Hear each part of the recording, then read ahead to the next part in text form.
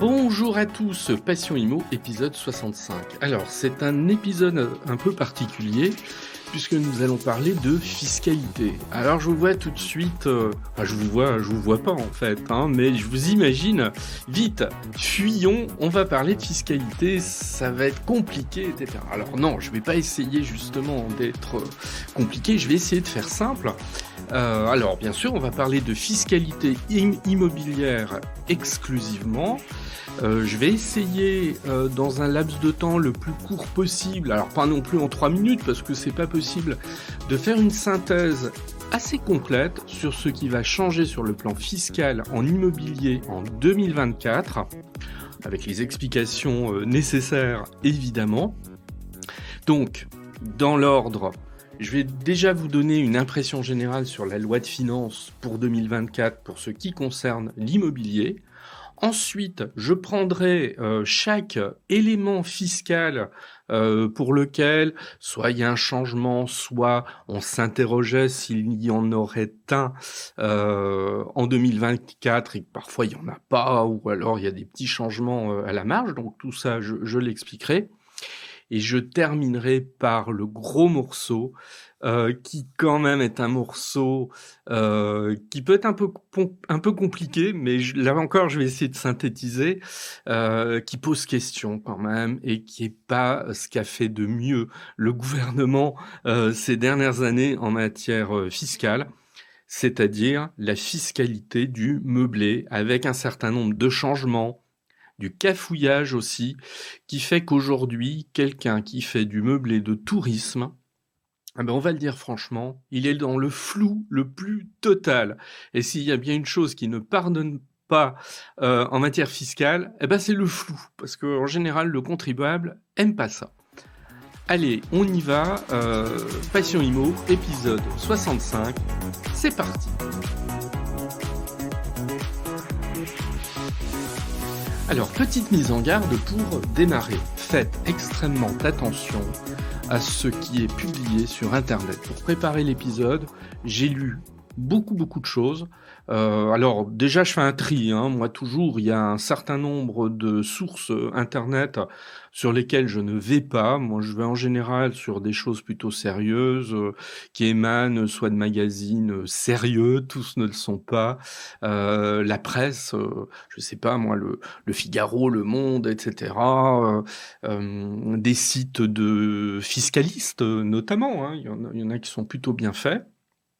Et alors, c'est n'importe quoi. Alors, cette année, c'est n'importe quoi. C'est-à-dire que si aujourd'hui, vous faites une recherche sur Internet pour regarder ce qui avait éventuellement changé en 2024 concernant la fiscalité immobilière, c'est un mélange.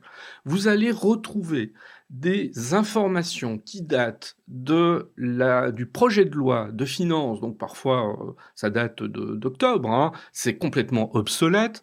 Se mélange à ça des intentions, à un moment donné, du gouvernement, qui n'ont pas du tout été concrétisées dans le texte final.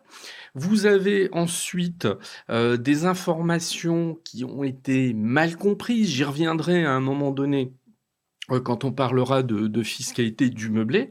Donc, extrêmement attention à ça.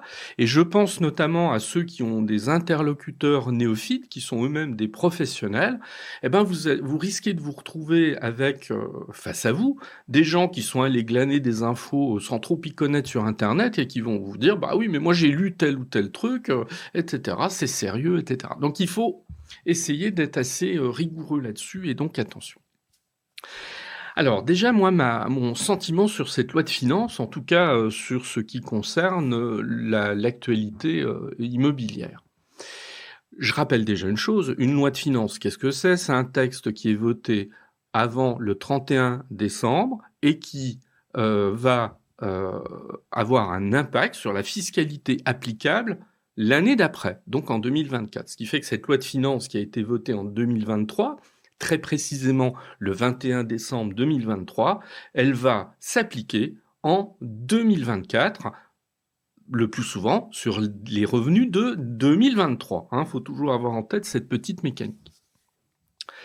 Bon, mon sentiment général, c'est que, bon, on reste sur sa fin, hein, très très clairement. Si on s'attendait à des mesures d'envergure capables de répondre à une situation de crise, bon, il est très clair qu'il n'y a rien à ce niveau-là. C'est-à-dire que là, s'il y avait des espérances, la montagne, elle a accouché d'une souris, et la souris est vraiment minuscule en l'occurrence. Donc là-dessus, oui, on est sur une loi de finances plutôt pauvre en termes d'attente. Ça, c'est le premier élément. Deuxième chose, on attendait, il y a beaucoup de voix qui s'étaient élevées dans ce sens, on attendait une réforme d'ampleur pour harmoniser la fiscalité de la location meublée et la fiscalité de la location nue. On va pas se cacher qu'aujourd'hui, quand vous êtes un bailleur qui voulait choisir entre la fiscalité de la location nue et la fiscalité du meublé, c'est pas ce qu'il y a de plus simple. Bien au contraire, puisque vous avez des fiscalités qui, alors si vous avez un tronc commun qui est quand même identique en termes de compréhension des mécanismes fiscaux, vous avez quand même des divergences assez importantes. J'en cite une au hasard. Vous faites de la location meublée. Si vous êtes au réel, vous allez pouvoir amortir le bien immobilier et donc ajouter, réduire votre revenu fiscal de ces amortissements, mais vous n'avez pas le droit si vous faites de la location nue. Donc ça, c'est déjà une première divergence qui est d'importance et je pourrais en citer quand même beaucoup, beaucoup d'autres. Et donc, depuis quelques années, vous avez beaucoup de voix qui demandent une harmonisation entre les deux systèmes et qui se concrétiserait en fait sous la forme d'un statut du bailleur privé, ce qui serait extrêmement intéressant parce que si on aboutissait à une simplification suffisante, ça voudrait dire que le bailleur privé aurait face à lui des mécanismes uniques, qu'il fasse de la location nue ou de la location meublée. Si on rêve, hein, évidemment, ça ne veut pas dire que ça verra le jour, mais imaginons en tout cas donc un système avec des mécanismes uniques. Au mois de septembre dernier, septembre-octobre, les notaires qui étaient réunis dans leur congrès national ont fait des propositions extrêmement précises, détaillées. J'en avais parlé rapidement dans un épisode un peu plus ancien. Donc, il y a des choses qui existent là-dessus, on pourrait largement s'en inspirer. Bon, si on imaginait quelque chose à ce niveau-là, c'est raté, c'est-à-dire il n'y a absolument rien qui va dans ce sens. Alors néanmoins, il y a une petite lueur d'espoir, puisque la Première ministre a indiqué qu'elle était favorable à une harmonisation entre la fiscalité meublée et la fiscalité nue. Elle est favorable aussi à ce fameux statut du loueur privé. Et d'ailleurs, il y a une commission parlementaire qui a été créée pour réfléchir en fait là-dessus, avec un objectif qui serait celui d'aboutir à une réforme pour la loi de finances pour 2025. Donc voilà, tout ça est posé. Moi, en général, je suis plutôt, je crois ce qu'on me dit, même si parfois, je suis un peu déçu. Mais en tout cas, là, voilà, je crois ce qu'on me dit. Il y a des outils qui sont mis en place. Bon, il faudra attendre la loi de finances qui sera discutée à la fin de l'année 2024 pour peut-être voir émerger quelque chose sur ce plan. En tout cas, là aujourd'hui, c'est pas d'actualité. Donc, 2024, on va être en partie, mais en partie seulement sur la fiscalité du meublé qui va pas changer radicalement par rapport à ce qu'il était en 2023, sauf sur un ou deux points que je développerai plus loin. Mais par contre, comme on va le voir à la fin de l'épisode, quand je vais aborder la question du meublé, c'est que le problème, c'est qu'on a brouillé les cartes cette année, mais alors de manière assez magistrale. Si on avait voulu fiche le bazar en matière de compréhension de la fiscalité du meublé de tourisme, on l'aurait pas fait autrement. Donc, il est à espérer que à la fin de l'année, il y ait une réforme quand même importante sur ce plan. Donc, vous voyez, hein, on n'est pas sur des bouleversements d'ensemble, ça c'est très très clair. Et comme je le disais il y a quelques minutes, bon, ceux qui attendaient des mesures assez importantes, bon, bah, c'est pas pour maintenant, en tout cas.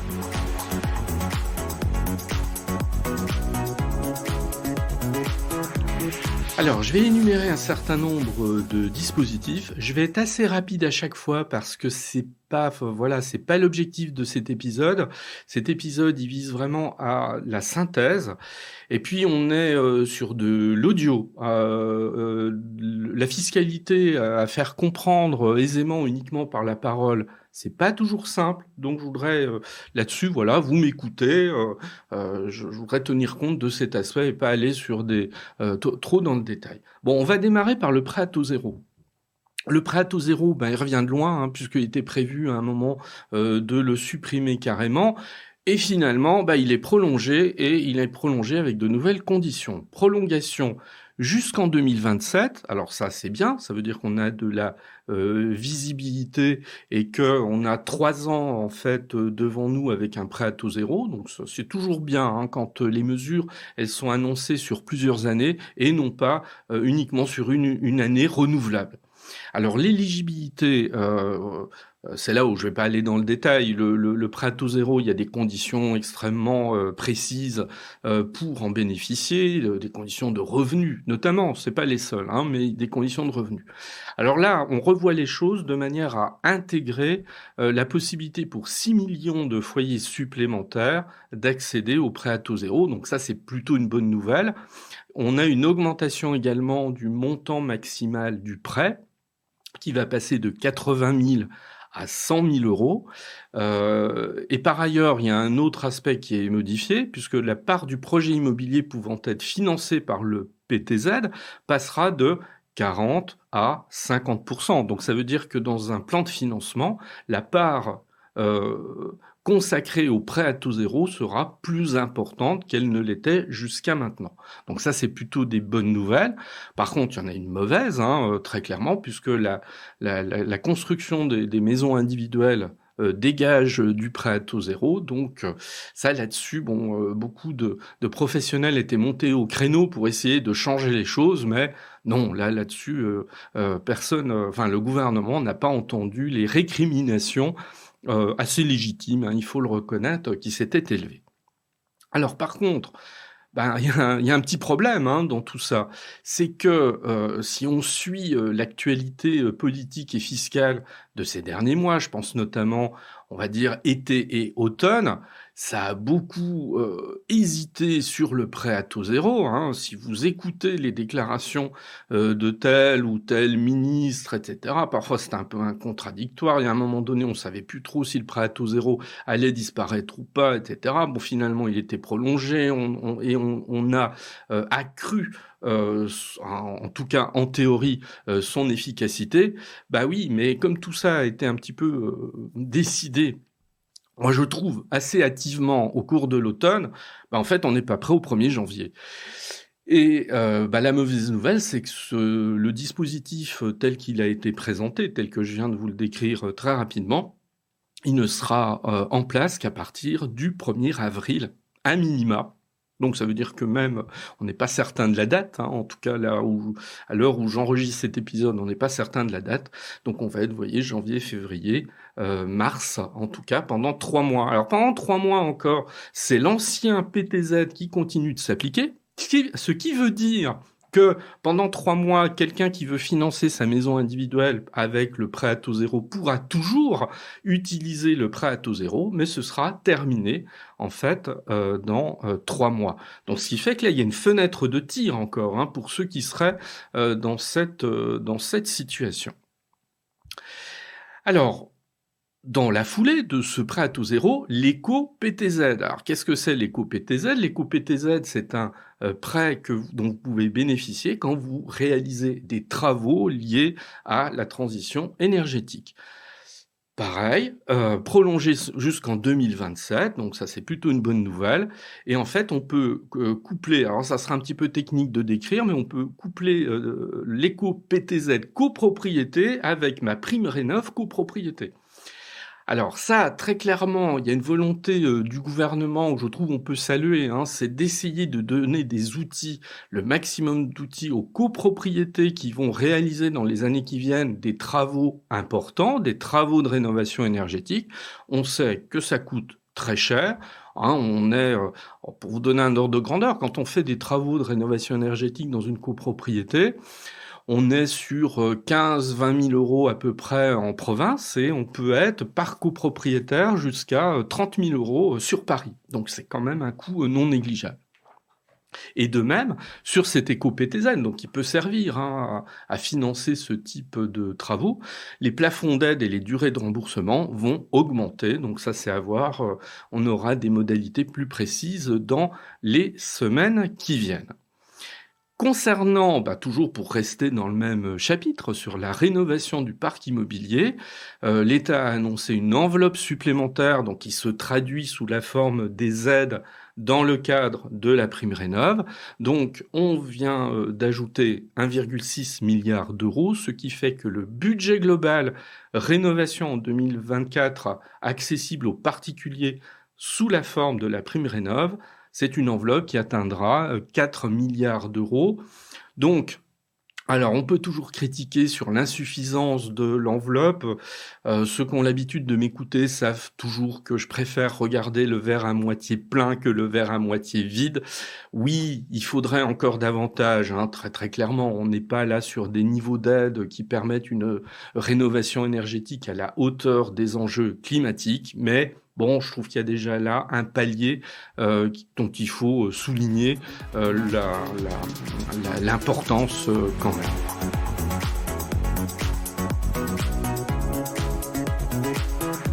Alors, on va aborder tout à fait autre chose, qui est la question de l'exonération de la taxe foncière. Alors, l'exonération de la taxe foncière. Alors ça, c'est un dispositif qui est pas nouveau, mais qui existe depuis déjà pas mal d'années, qui permet en fait d'avoir des exonérations de taxes foncières. Alors évidemment, tout propriétaire, quand il entend ça, se dit « mais qu'est-ce que c'est ? Est-ce que ça veut dire que je pourrais ne pas avoir à payer de taxes foncières ?» Alors on va se calmer, parce qu'on va voir que bon, ça reste quand même une mesure qui a un impact assez limité, mais cette idée d'une exonération possible de la taxe foncière a été renforcée dans la loi de finances pour 2024, en essayant en fait de permettre qu'elle soit davantage étendue. Bon, problème, j'ai regardé un petit peu dans le détail comment ça fonctionnait. C'est une usine à gaz. Honnêtement, on est encore là sur un truc où il va falloir s'accrocher pour comprendre. Alors, après, ça concerne pas directement le particulier, je m'explique. C'est-à-dire qu'en fait, cette exonération de taxes foncières, c'est une décision des collectivités territoriales. Donc ça veut dire que la mise en œuvre technique sur le plan de la réglementation, c'est les collectivités territoriales qui vont le faire. Donc le particulier, lui, n'a pas particulièrement à rentrer dans le détail de la technique. Lui, ce qui va l'intéresser, c'est savoir s'il est dans une commune qui a mis en place une exonération de la taxe foncière ou qui n'en a pas mis en place. Voilà, ça, c'est très binaire pour le contribuable. Donc, à la limite, ce qui se passe derrière, bon, ça, voilà, ça concerne les fonctionnaires territoriaux qui vont mettre en place tout ça et les élus qui décideront ou pas de le faire. Alors, c'est une exonération qui peut représenter 50 ou 100% d'une taxe foncière. Donc on voit qu'on est sur une exonération assez importante. Elle concerne les propriétés bâties exclusivement et en faveur des économies d'énergie. Donc ça veut dire que là encore, il faut réaliser des travaux d'économie pour bénéficier en fait de cette exonération de taxe foncière. Donc ça veut dire qu'à un moment donné, le contribuable doit montrer patte blanche en disant bah oui, effectivement, j'ai réalisé tel type de travaux pour en bénéficier. Dans ce que j'ai vu, on a en fait des conditions qui devraient logiquement permettre de mettre en place cette exonération plus facilement. Alors moi j'ai deux bémols quand même par rapport à ça. C'est qu'aujourd'hui, parce que je vous ai dit pour démarrer que finalement cette exonération de taxe foncière, elle existait depuis longtemps. Bon, donc on pourrait se dire, bah tiens, ça permet quand même de savoir où on en est à ce niveau-là. Bah oui, mais en fait, 2023, on a 400 communes qui appliquent cette exonération.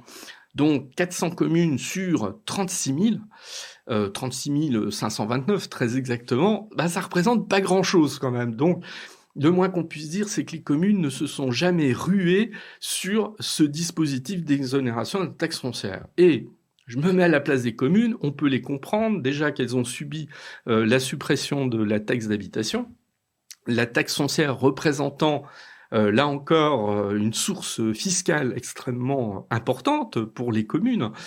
Bah voilà, elles ont eu jusqu'à maintenant beaucoup de difficultés à mettre en place l'exonération, ce qui fait que je suis absolument pas convaincu que ce qui a été prévu dans la loi de finances pour 2024 va permettre comme ça du jour au lendemain une explosion des exonérations de taxes foncières qui fleuriraient sur l'ensemble du territoire. Bon, moi j'y crois pas, pour être très très honnête avec vous.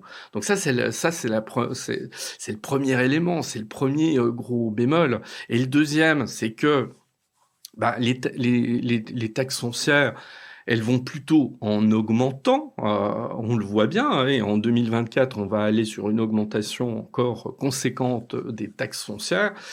Donc, difficile quand même d'imaginer ça, ou alors peut-être que des communes se diront, j'exonère effectivement les contribuables qui font des travaux de rénovation conséquents, mais je vais peut-être reporter ce manque à gagner sur les autres contribuables. Donc vous voyez, il faut faire extrêmement attention quand même avec ce type de dispositif.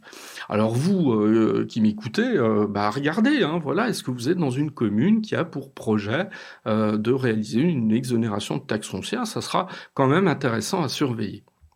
Bon, de toute façon, il ne faut pas se précipiter parce que tout ce qui vient d'être décidé dans le cadre de la loi de finances ne s'appliquera qu'à partir du 1er janvier 2025.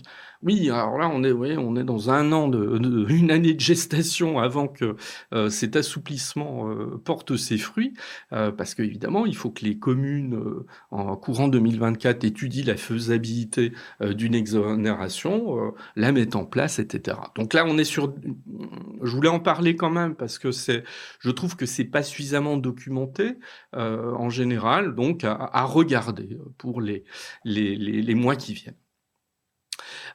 Autre point, alors vous voyez qu'il y a quand même un gros volet rénovation énergétique, c'est-à-dire que là on voit bien à quel point la fiscalité elle essaie d'être un levier pour inciter en fait à réaliser des travaux de rénovation énergétique. Alors justement, depuis quelques mois, on a beaucoup entendu, notamment de la part des professionnels, de dire oui, il faudrait assouplir les calendriers d'interdiction des appartements, enfin des appartements et des maisons aussi, dans les années qui viennent.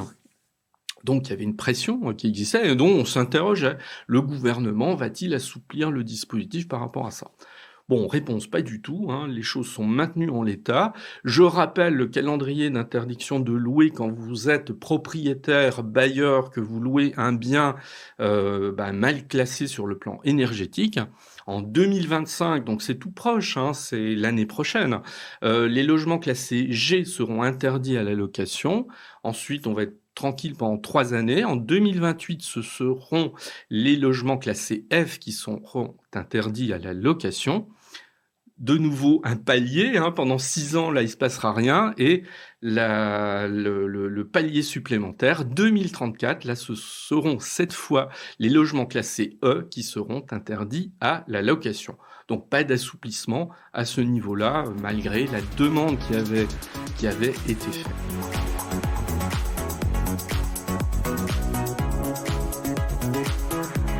Nous passons totalement à autre chose, le dispositif Pinel. Alors, le dispositif Pinel, les promoteurs ont pleuré de très chaudes larmes au printemps quand le dispositif Pinel, quand on s'est douté, on a su que bon voilà il allait mourir plus ou moins de sa belle mort. Pour autant, le dispositif Pinel, il existe toujours. Moi, je trouve qu'il est toujours intéressant de le rappeler parce que en fait, Alors des fois, j'en veux un peu aux professionnels qui, je trouve, sont un peu trop larmoyants. Voilà, moi, je suis désolé de le dire, mais à force vous voyez, d'insister en termes de communication que le dispositif Pinel, ça y est, c'était mort, etc. Je me mets à la place du grand public qui peut très bien avoir compris que ça y est, le dispositif Pinel n'existe plus. Bah si, il existe toujours. En fait, il cessera au 31 décembre 2024. Ça veut dire tout simplement, en 2024, on peut continuer d'investir dans de la location, on peut continuer d'investir dans du neuf destiné à la location. On continuera de bénéficier de réductions d'impôts qui sont des réductions quand même assez importantes là-dessus. Voilà, faut aussi reconnaître les choses telles qu'elles sont. Je rappelle, c'est une réduction d'impôt de 9% de l'investissement quand on est sur un engagement de location de 6 ans, 12% sur un engagement de location de 9 ans et 14% sur un engagement de location de 12 ans. Et puis on a toujours le Pinel Plus qui lui permet jusqu'à 21% de réduction d'impôt. Alors évidemment sur des conditions un petit peu plus draconiennes. Bon là, si vous voulez plus d'informations, je vous invite à aller un peu chercher la différence entre le Pinel et le Pinel Plus. Bon. Donc, non seulement quelqu'un qui en 2024, investira sur du neuf, eh bien, il rentrera dans le dispositif Pinel jusqu'à la fin. Ça veut dire que si vous achetez dans du neuf avec un engagement de location sur 12 ans, votre Pinel, vous allez en profiter jusqu'en, vous voyez, 2024, à peu près 2036 quand même. Bon. Et moi, je trouve que c'est un discours qui n'est pas suffisamment passé. Plutôt que de dire, bah oui, le Pinel c'est fini, etc. Bah oui, mais pour l'instant, c'est pas le cas. Donc, il va continuer de rester acquis pour ceux qui en bénéficient et ceux qui rentrent dans le Pinel sur l'année encore à venir. Alors, le Pinel, il y a un truc qui est très intéressant sur le Pinel, parce que, c'est acté, il va disparaître. Mais on continue d'entendre des professionnels sur cette question-là qui... voudrait qu'il y ait un dispositif nouveau qui le remplace au moins, alors peut-être pas en totalité, mais du moins partiellement. Alors moi, j'y crois pas. Et je vais vous expliquer pourquoi. C'est pas ma science, évidemment. J'y crois pas une seconde. Bruno Le Maire, le ministre de l'économie et des finances, était invité de l'émission de France 5 C'est à vous le 4 décembre. Et en fait, alors, il venait commenter non pas l'actualité immobilière, il venait commenter le fait que 3 jours avant, le 1er décembre, l'agence de notation Standard & Poor's avait conservé la note de la France, qui reste inchangée, mais sous perspective négative, mais qui reste inchangée. Alors que c'est vrai qu'au mois de novembre, on savait qu'il allait y avoir cette échéance de cette agence de notation qui éventuellement, et on craignait en fait qu'elle abaisse la notation de la France, ce qui aurait des incidences notamment sur le coût des emprunts que la France réalise. Et il y a une phrase de Bruno Le Maire, et je trouve qu'elle n'a pas été reprise, cette phrase, au cours de l'interview. Bruno Le Maire dit, en substance, j'ai pas la phrase exacte en tête, il dit si l'agence a maintenu sa note, c'est parce que la France réalise des efforts budgétaires importants. Notamment pour réduire sa dette, etc. Donc je vous rappelle qu'elle se monte à peu près à 3 000 milliards d'euros, environ, une paille, quoi. En gros, on est sur un niveau quand même assez important de dette. Et donc Bruno Le Maire dit, une agence de notation, elle regarde quels sont les efforts budgétaires de la France pour donner confiance, en fait, parce que c'est ça, c'est donner confiance auprès de ces agences qui vont noter un pays, puisqu'il n'y a pas que la France qui est notée. Et Bruno Le Maire dit la chose suivante. La suppression du Pinel a bien montré que nous avions décidé des efforts budgétaires importants et des efforts notamment pour limiter les dépenses de l'État. Et moi, je pense que ce jour-là, quand donc le 4 décembre, quand Bruno Le Maire a prononcé cette phrase, il a planté le dernier clou dans le cercueil du Pinel. Parce qu'on avait là la justification très claire du pourquoi de la suppression du Pinel, c'était finalement de montrer que la France était capable d'efforts budgétaires importants en réduisant une dépense. Voilà. Alors après, je vais pas rentrer dans ce qui n'est pas une polémique d'ailleurs, c'est un sujet intéressant. Hein. Est-ce que le Pinel rapporte ou pas à l'État? Bah oui, il rapporte parce que quand vous faites une opération de défiscalisation de ce type auprès du particulier, bah ils investissent et ça rapporte à l'État indirectement. Bon, il y a des chiffrages là-dessus qui sont assez intéressants. Bruno Le Maire n'est pas rentré là-dedans, donc il a clairement dit, voilà, le Pinel, c'est fini, etc. Et donc, moi, je vois mal un Pinel revenir dans les mois qui viennent, tout simplement parce que là, on vient au mois de décembre d'être noté par cette agence, mais c'est pas fini. En 2024, il va y avoir d'autres échéances de ce type. Donc je vois mal en 2024, par exemple, un ministre sortir de son chapeau un nouveau dispositif Pinel ou autre, hein, peu importe comment il s'appellerait, parce que on peut penser que le signal donné à ces agences de notation ne serait pas un signal très positif. Voilà, donc Pinel, il va disparaître. Est-ce qu'il y aura autre chose? Je ne suis absolument pas certain. Cela dit, je peux me tromper, et je serais le premier, si je me trompais, à le reconnaître le cas échéant. Alors on part du Pinel, dispositif de Normandie. Le dispositif de Normandie, allez, pour résumer, mais c'est le pendant du Pinel, mais pour l'ancien. Alors, il est prolongé jusqu'au 31 décembre 2024. C'est une réduction d'impôt qui est identique au Pinel. Pour rappel, c'est quand même un ciblage qui est très précis puisque ce sont des logements anciens qui nécessitent des travaux d'amélioration assez importants parce qu'ils doivent représenter au moins 25% du coût total de l'opération.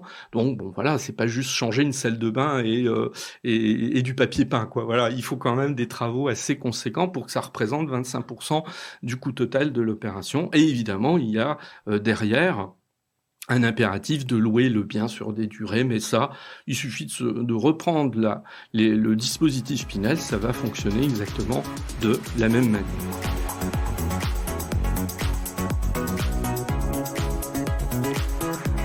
Dernière petite info qui concerne la vente de terrains constructibles. Alors là aussi, je vais pas aller dans le détail parce que c'est un petit peu technique et là, par audio, c'est quand même pas simple à faire comprendre. Qu'est-ce que c'est? Alors, la vente de terrains constructibles, si aujourd'hui vous êtes propriétaire de foncier, voilà, pour dire clairement, dans une ville, et puis que vous êtes contacté par un promoteur qui, voilà, vous propose de racheter votre terrain, de racheter votre maison, etc. Il va construire à la place un ensemble de logements. Vous risquez de payer des plus-values immobilières. Oui, parce que vous vendez un bien, la revente de ce bien risque de vous taxer sur les plus-values immobilières. Alors, il y a un dispositif, là encore, qui existe depuis quelques années, qui permet de bénéficier dans ce cas de figure, c'est-à-dire vous vendez un terrain, alors dans des zones tendues, hein, c'est pas partout. Si c'est pour la construction d'immeubles résidentiels collectifs et dans la mesure où l'immeuble se construit dans les 4 ans après la vente du terrain, vous pouvez bénéficier en fait d'un abattement sur le montant de vos plus-values immobilières, de votre impôt, donc un abattement de 60 à 85% sur la vente du terrain. Donc c'est un abattement qui est très important. Il a été prolongé ici en 2024. Donc vous voyez, alors ça c'est du ciblage de niche, hein, ça concerne pas tout le monde, mais ceux qui sont dans ce type d'opération, je pense aux vendeurs notamment, c'est plutôt une bonne nouvelle. Bon, cela dit, selon moi, ils vont pas passer à côté du dispositif parce que le promoteur sera en première ligne pour les informer de l'existence de cette mesure fiscale.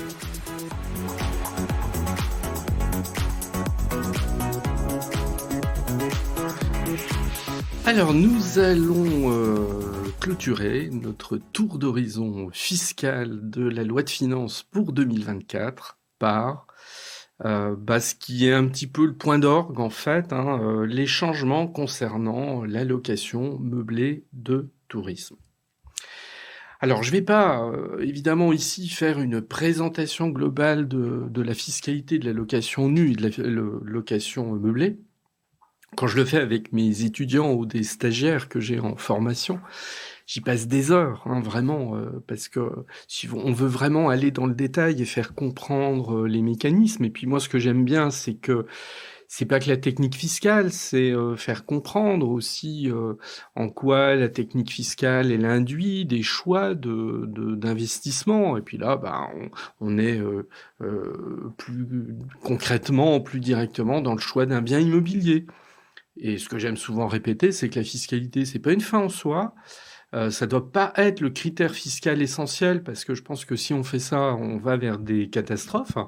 La fiscalité, non, c'est un petit peu voilà, la cerise sur le gâteau quand j'ai déjà fait au départ un choix d'investissement immobilier efficient. Bref, on sait qu'il y a une fiscalité de la location nue. Alors, très clairement, parce que c'est à ça que je veux en venir, aucun changement. C'est-à-dire qu'en 2024, tous ceux qui font de la location nue, et c'est la majorité des propriétaires bailleurs, aucun impact. Il n'y a rien qui change pour eux. Concernant la location meublée, ceux qui sont au régime réel concernant la location meublée, pareil, aucun impact, il n'y a pas de changement. Donc en fait, ne sont concernés par la loi de finances pour 2024, et je trouve intéressant de démarrer par là, de poser les choses de cette manière, ce sont ceux qui font de la location meublée de tourisme. Donc c'est pas la majorité.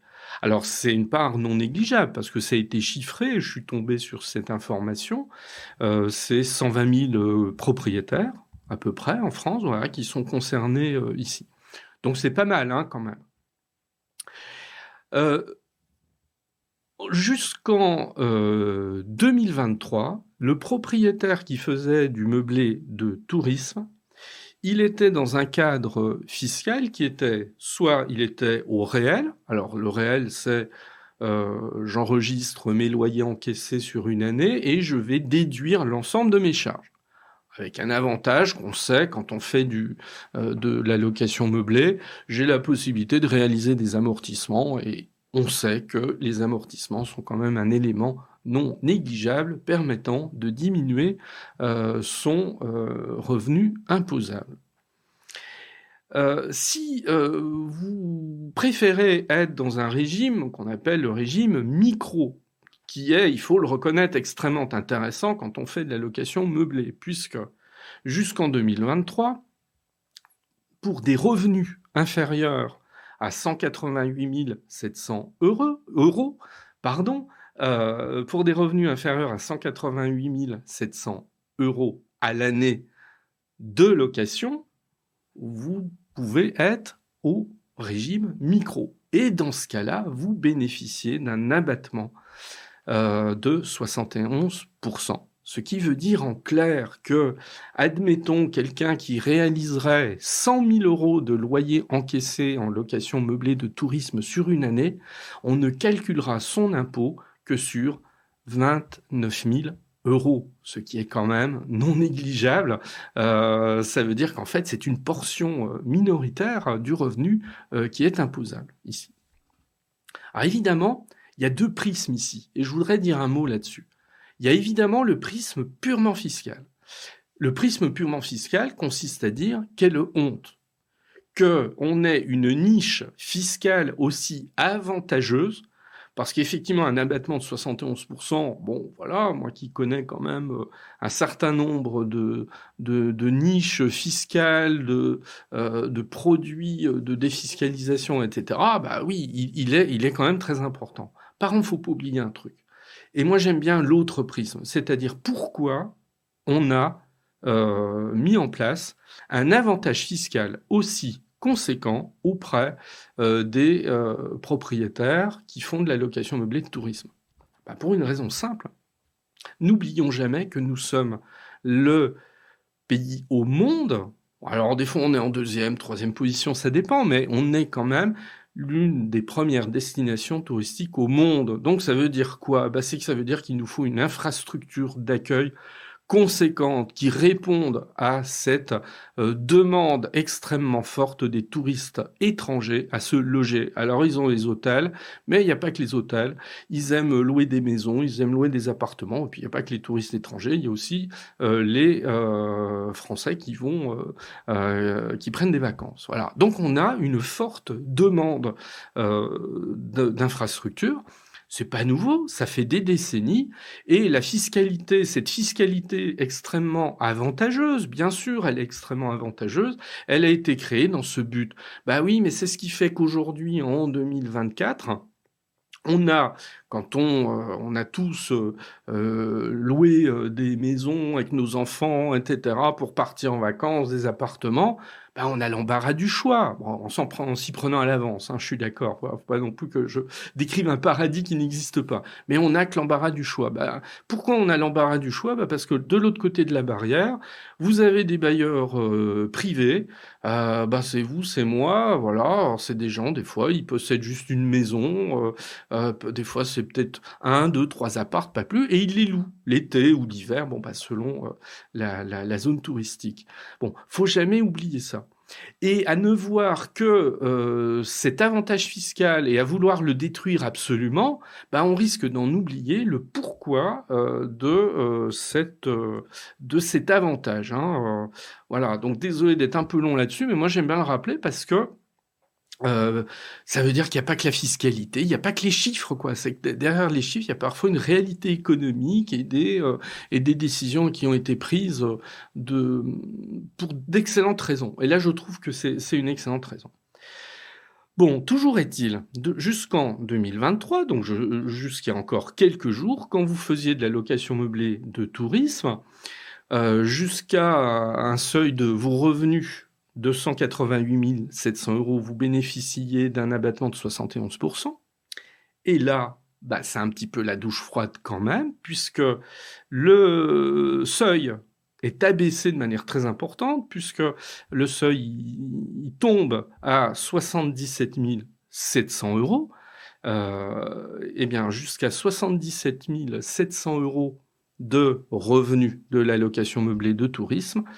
L'abattement, lui aussi, il est réduit puisqu'il passe de 71% à 50%.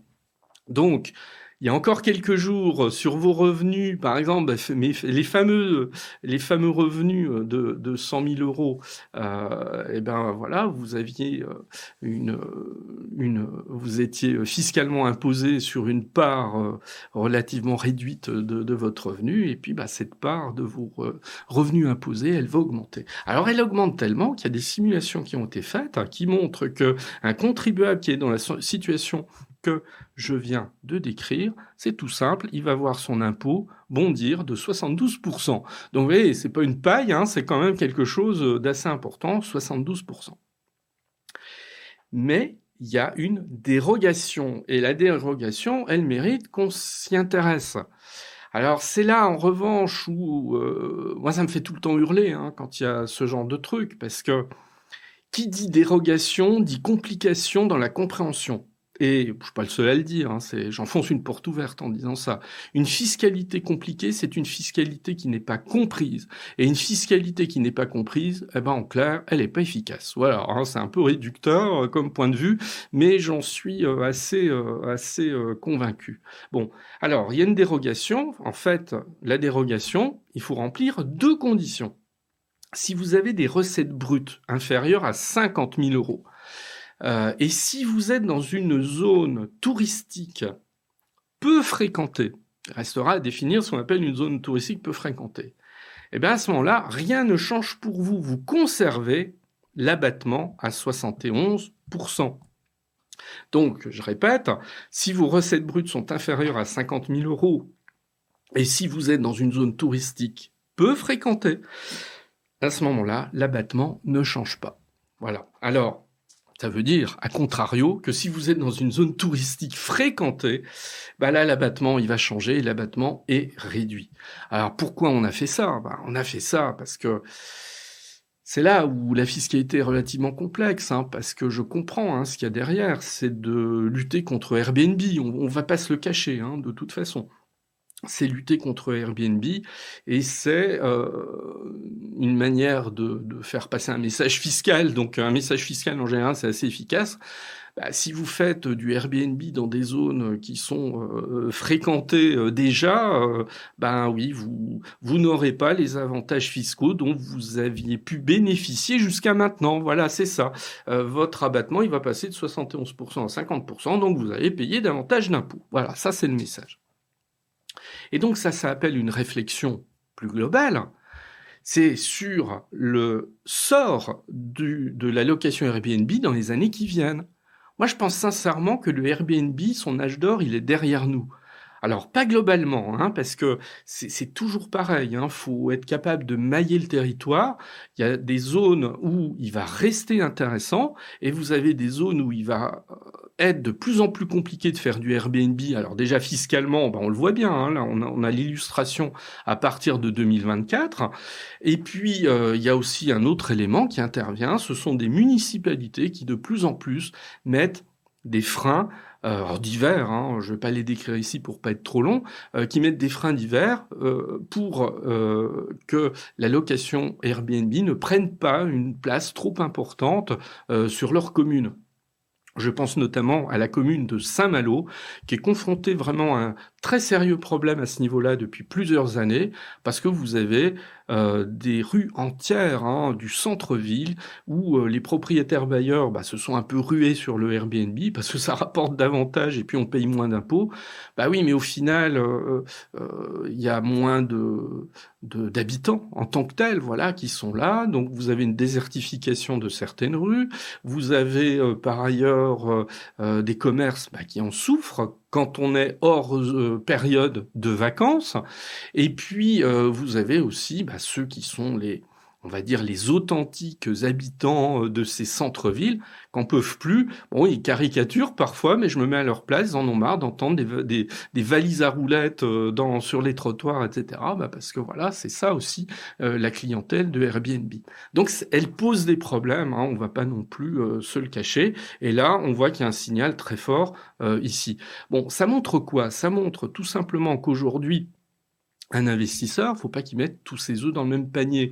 Alors évidemment, c'est une évidence depuis très longtemps, c'est une vieille règle ça, mais elle est d'actualité. C'est-à-dire que celui qui ne serait éventuellement engagé que sur de l'investissement immobilier, il n'y a pas intérêt à faire 100% de Airbnb.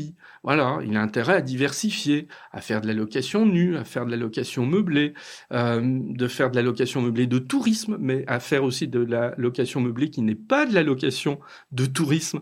Je pense notamment, si vous louez du meublé à un étudiant, vous êtes hors location meublée touristique. Ouais. Bon, donc il y a intérêt à diversifier pour pas se prendre de manière trop brutale le coup de massue de cette reprise en main de la fiscalité qui, à mon avis, n'est pas un épiphénomène, on est plutôt sur un phénomène durable et il faut pas espérer, je pense, dans les années qui viennent, de retour en arrière à ce niveau-là. Après, voilà, comme toujours, je peux me tromper et je le reconnaîtrai aisément si tel était le cas.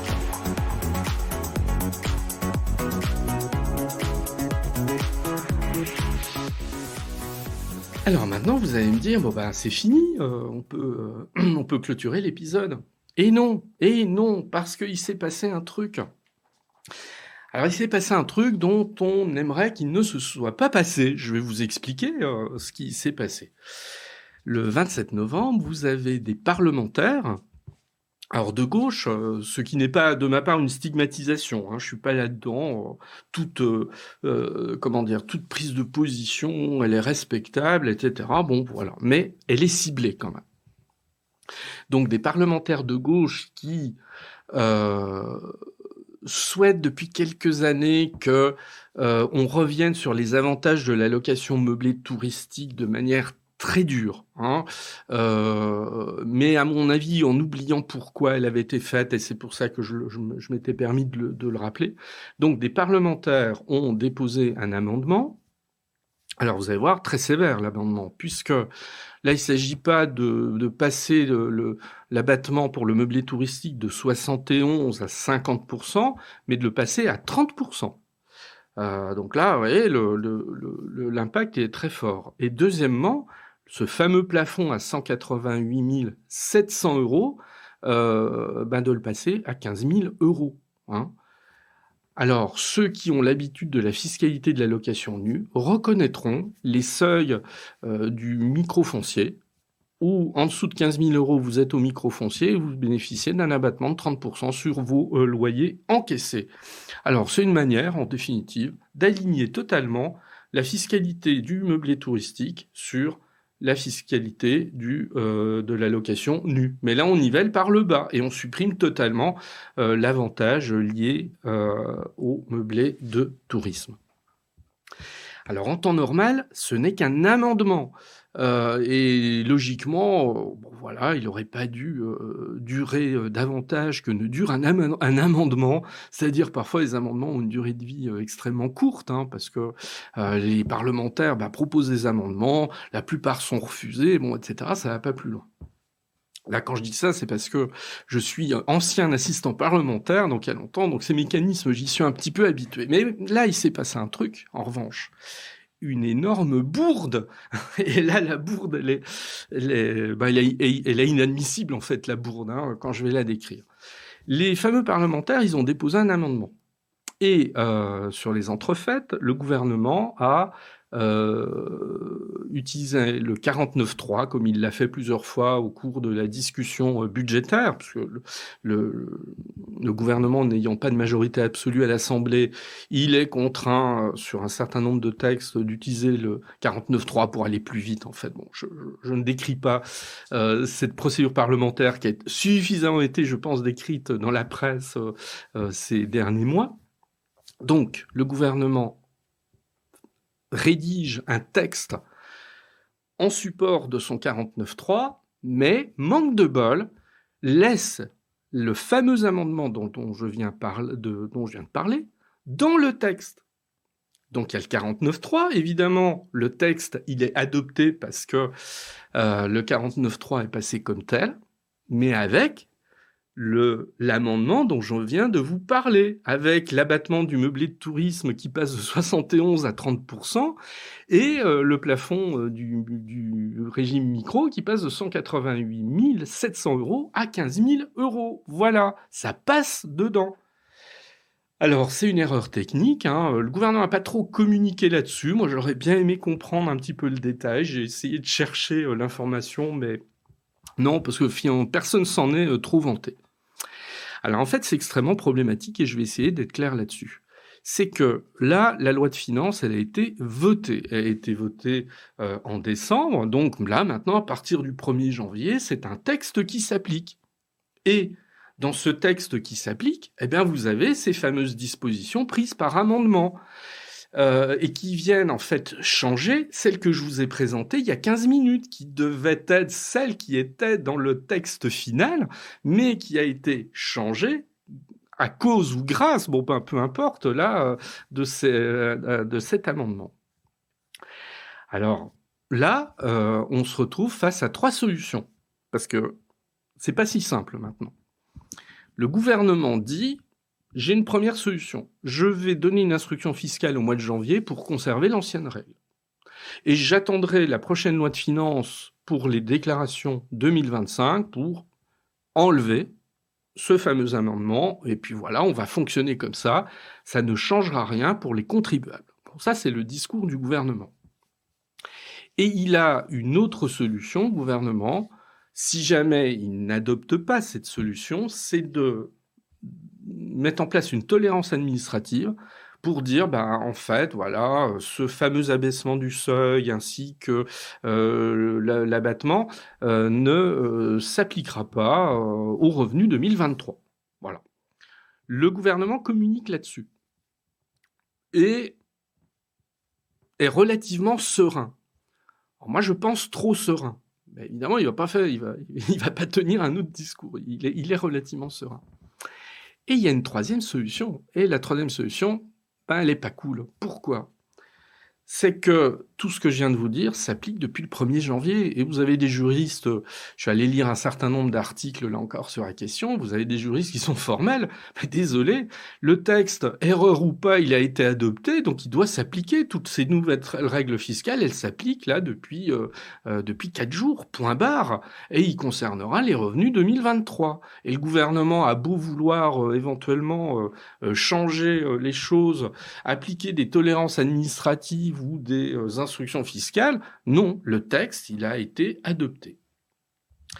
Et il y a un autre élément qui intervient dans tout ça, c'est que les fameux sénateurs et députés qui ont appuyé cet amendement, donc qui se sont frottés les mains face à l'erreur du gouvernement, ben maintenant, ils tiennent un discours, et là encore, je suis allé regarder, consulter un petit peu tout ça, ils disent « Attendez, en s'adressant au gouvernement, si jamais vous voulez contourner le texte qui a été voté par le Parlement, par de la tolérance administrative ou d'une instruction fiscale qui vient que vous allez faire tomber un petit peu comme ça, eh ben nous, on va pas le voir de cette manière. Nous saisirons le Conseil d'État pour que la loi qui a été votée soit appliquée. En l'occurrence, le fameux abaissement du seuil à 15 000 € et l'abattement qui passe de 71 à 30%. Donc en fait, on en est là. Et là, c'est un peu la catastrophe. Alors quand je dis catastrophe, je relativise.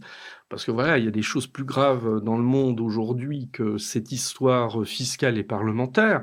Mais ça veut dire qu'aujourd'hui, très clairement, j'enregistre là, on est le 5 janvier 2023. Je dis parce que voilà, si vous écoutez l'épisode et puis que vous l'écoutez éventuellement dans quelques semaines ou dans quelques mois, attention, l'actualité aura peut-être évolué à ce sujet-là. Le propriétaire bailleur qui fait du meublé de tourisme, il ne sait absolument pas à quelle sauce fiscale il va être mangé en 2024 du fait de cette incertitude, de cet amendement qui est passé dans le cadre de ce 49.3. Donc de cette bourde monumentale naît une totale incertitude sur les règles fiscales applicables, alors uniquement bien évidemment sur ces seuls contribuables qui font de la location meublée de tourisme et qui sont en plus au micro-BIC, les autres ne sont pas concernés. Mais ça fait quand même un certain nombre de monde, puisqu'on a rappelé que ça comprenait environ 120 000 propriétaires. Cette erreur, elle est extrêmement malvenue. On est à un moment où, et je veux pas maximiser la crise de l'immobilier, la crise du logement, ni je veux l'agrandir, ni je veux la réduire. Voilà, elle est là. Et donc, ce type d'incertitude fiscale qui vient contrarier éventuellement le projet de tel ou tel. Parce que imaginez que vous souhaitiez investir dans un bien là, début 2024, et que vous aviez comme projet de faire du meublé de tourisme. Je peux vous assurer que quand vous faites un calcul de rentabilité, ça change très très fortement selon que l'amendement en question s'applique ou selon qu'il ne s'applique pas. Donc ça peut remettre en cause un certain nombre de choix à ce sujet, et on n'a pas besoin de ça vraiment en ce moment. Donc voilà. Je peux pas en dire plus pour le moment, mais il faut être extrêmement attentif à ce qui se passera dans les semaines et les mois qui viennent. Parce que c'est pas qu'une question de jours, parce que si jamais courant janvier, le gouvernement, admettons, rédige une instruction fiscale qui viendrait, qui aurait pour objectif, faut pas se cacher, de contourner cette erreur qui a été commise, on peut penser que les fameux parlementaires, ils ont dit qu'ils allaient le faire, je vois pas pourquoi ils le feraient pas, de saisir le Conseil d'État, ça nous prolonge d'autant, et c'est une affaire qui peut traîner pendant plusieurs mois avant qu'on soit définitivement fixé. Donc vous voyez, quelques mois en arrière, c'est pour ça que j'avais fait cette introduction, quelques mois en arrière, on pouvait s'interroger, se dire, tiens, ce serait bien qu'on ait une simplification de la fiscalité de la location nue et de la location meublée, avec un statut du bailleur privé qui émergerait. Voilà, on se dit que peut-être ça va arriver à la fin 2024 pour 2025, puisque voilà, il y a une commission parlementaire qui a été mise en place, c'est ce que je rappelais. Ouais, alors là, c'est le contraire total qui est en train de se passer, c'est-à-dire que là, pour 2024, on est dans une incertitude qu'on n'a jamais connue et qui a vraiment un effet désastreux en termes comment dire, de visibilité qui vous est nécessaire quand vous voulez réaliser des investissements. Et ça, c'est dommage. Voilà, pour pas employer d'autres mots. C'est extrêmement dommage parce que, ça c'est un truc que je rappelle très très souvent, en fiscalité, si on a besoin d'une chose, c'est de clarté et de visibilité sur le long terme. Voilà, qu'on sache à peu près, quand on fait un investissement notamment, pour combien de temps cette règle va s'appliquer. Et tous les cafouillages auxquels on a assisté depuis plusieurs mois, les altermoiements, les retours en arrière, le prêt à taux zéro notamment, là maintenant cette histoire que je viens de décrire en détail, ça ne fait que rendre plus opaque la compréhension de cette fiscalité immobilière, qui n'est pas toujours d'une extrême simplicité. Donc, vraiment la chose dont on se serait totalement passé, mais affaire à suivre.